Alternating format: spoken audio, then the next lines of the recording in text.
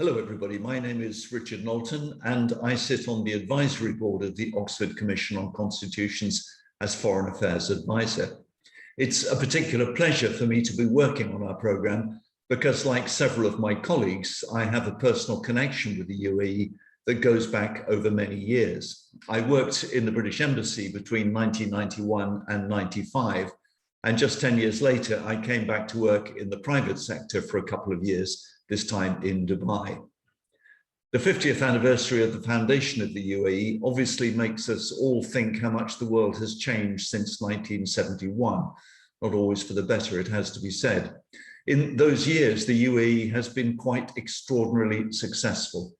As you've heard, a key part of our programme will be to look at the role of the Constitution as the bedrock of that success. But our programme will look forward too, and it's obvious that the changes of the next 50 years will be even more remarkable. How far will the Constitution continue its success in fostering the well-being and economic success of its citizens and residents? And that brings me to the role of the Oxford Cyber Academy in this programme.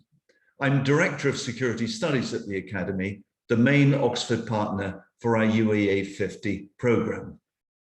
A central fact of the next 50 years will be the ongoing fourth industrial revolution, the major technological shift that's taking digital devices and super-fast connectivity to the very center of all our lives. Every society is having to come to terms with the skills, education, and training implications of this digital revolution. Many are struggling. We've seen this most clearly during the COVID pandemic, with millions of workers forced to work from home at short notice, a process that neither they nor their companies were properly prepared for. We've seen some of the results. Cyber criminals have had a field day with astronomical increases in fraud, theft, and extortion in every sector. Meanwhile, millions of students of every age were forced into home learning. Suddenly they, and equally important their teachers, faced a digital skills and knowledge gap that goes well beyond just being able to use social media on smartphones. COVID taught us that it's not enough just to roll out the right kit and fast broadband.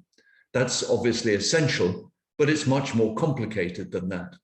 The fact is that societies that fail to prepare their people adequately with digital education and skills are going to be left behind.